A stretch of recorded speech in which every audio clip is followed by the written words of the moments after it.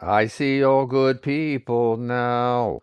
Mindful meditation with Zoran is an introduction to technique, some tools which are beneficial for one to acquire and basically study oneself.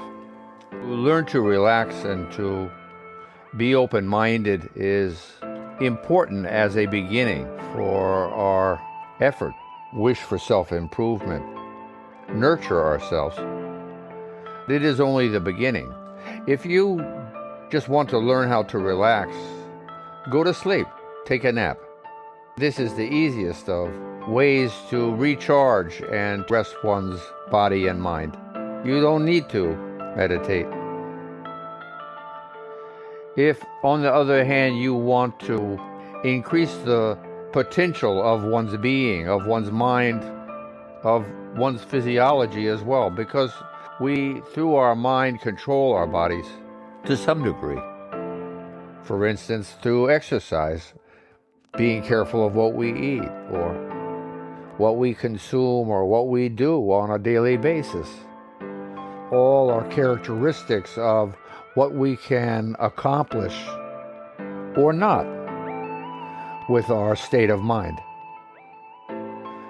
In every unique person's way, these characteristics hold true.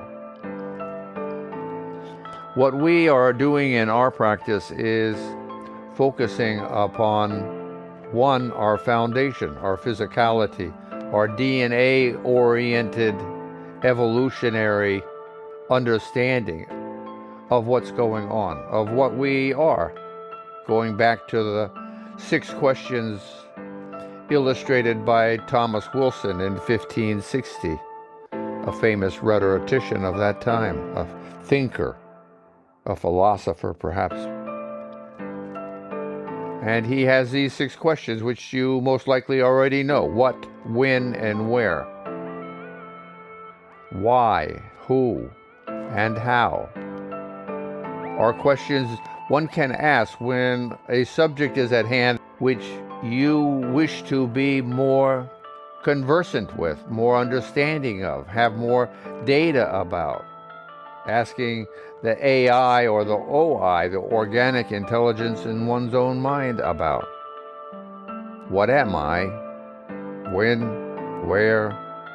Why am I? Who am I?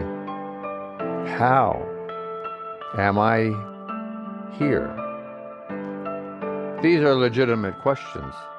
When one doesn't consider them, then one doesn't have as wide a perspective as does one who is asking this question. Because these are good questions. They define any subject about anything.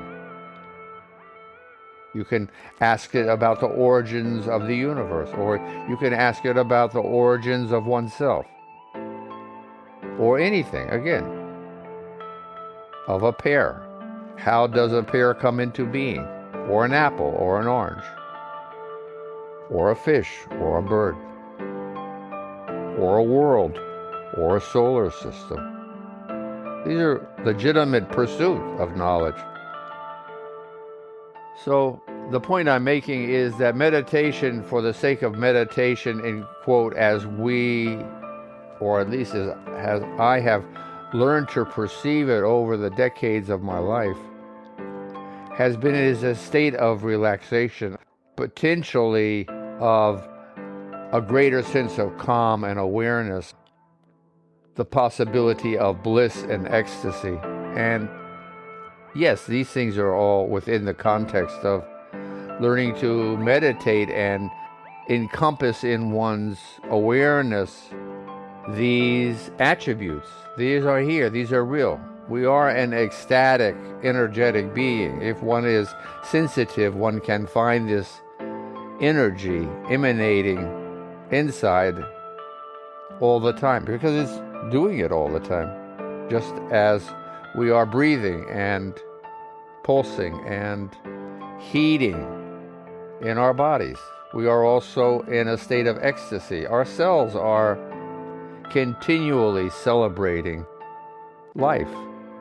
In every moment we breathe, in every pulse our heart creates by squeezing the different chambers to press your blood through one's arteries and then through one's veins,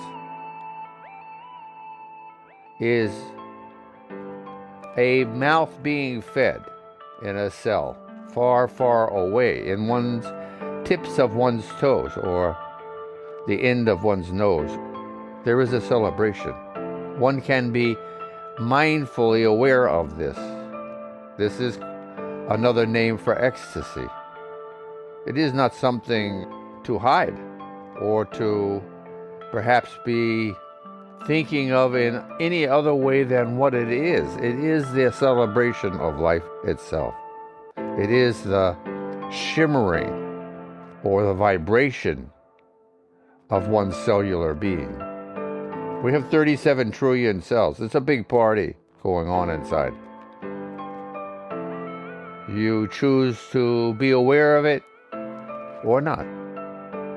Most of the things going on in our body, most meaning 99.9%, almost everything going on in you and I, as these words are filtering through our eardrums, into our auditory nerves, into our respective cerebrum, because we have two of them, a left and a right, our brains, is ignored or beyond our capacity to comprehend, come to grips with. It's too much. There's too many inputs for us to assimilate. We are like on the top of a pyramid, at the very, very top, and everything beneath us is more or less underneath us and not in our view, but hidden.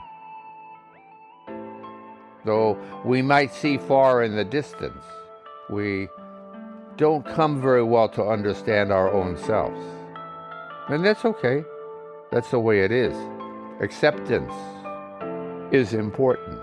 So, getting back to this concept of what is it about meditation that is the most useful aspect of it, in my opinion, is the ability of once becoming aware of one's foundation, of one's physicality, of these different attributes or processes we can assimilate a sense of knowledge about, be it our pulse or our breathing or the heat emanating or even the ecstatic awareness we can become aware of, is the ability to help ourselves change in positive ways.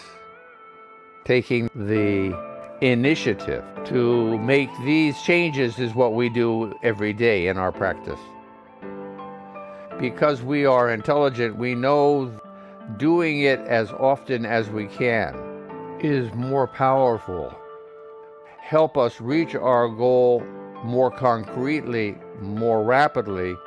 We want to do this not only every day, but many times a day, in many different ways, as many ways as we can. So when we come together for around 15 minutes as a way of practicing when we're beginning our day, throughout one's day, one can just easily spend a few moments, a few minutes to practice on one's own. Because this is the ultimate, to continue to be a new person all the time, because we are anyway. Catching one's breath, as we could say, or pausing and refreshing one's mind, one's outlook, one's possibilities. How do we do this? By becoming aware of our virtues, those we possess and those we need improve, and those we need to learn more about and to pursue. And it's as easy as just being mindful, as we've just stated. This last paragraph of information, this in itself is enough to begin the wheels turning for one's learning about and becoming, being something new, creating a new ritual, a new habit, a new possibility for one's personality. It is what it is. It is why the effort is worth all of the time put into it, because one is creating a better self for oneself, for one's family, for one's friends, for one's acquaintances, and in general for our world. Because you are going to be more responsible, a greater steward in every way, by being more mindful, by being more virtuous. Meditation is easy, and so is virtuosity. It is why I am enunciating about it right now, because this is crucially important for one to do. I've gone to many opportunities of practicing meditation. I can't remember one where they spoke about what we're talking about right now. And yet, what is meditation without the aspect of self-improvement?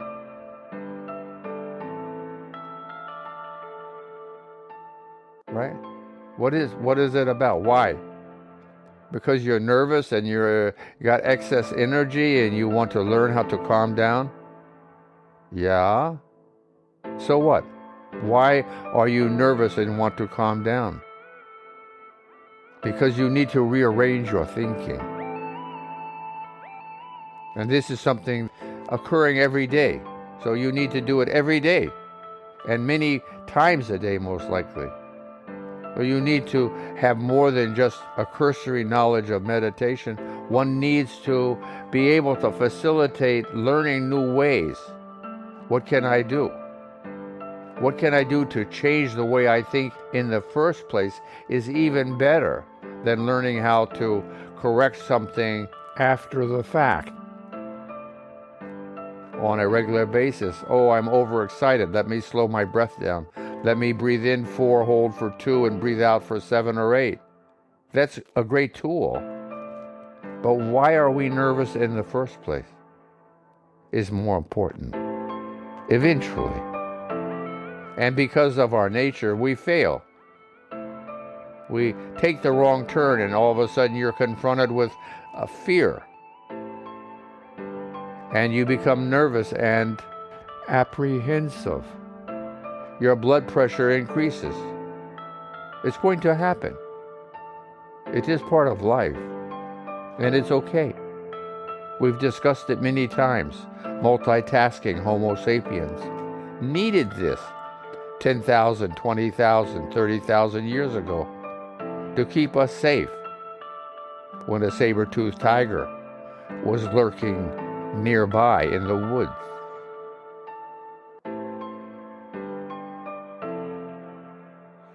So today is a little different. Nonetheless, there are dangers and situations that apply. How do I improve? How do I choose my path more thoughtfully? And how do I come to a greater understanding of what's going on? By widening, broadening my perspective, by creating in myself a greater sense of virtuosity, more tools for me to utilize for self-improvement, patience, discipline, organization, kindness, understanding, experience, wisdom, maturity, just to name a few. Love, friendship, kindness. I probably say that a few times. We need to be able to evaluate ourselves in our own success and failures, and doing so, being more receptive and accepting because we are kind to ourselves, understanding, helping us be able to better transcend negativity and be positive about what we're understanding and begin to create positive changes. It is what is most important. It is common sense. It's not anything beyond our basic understandings. It is the real deal. The music's going to continue for another minute, and my hope is that you're going to linger and think about these things.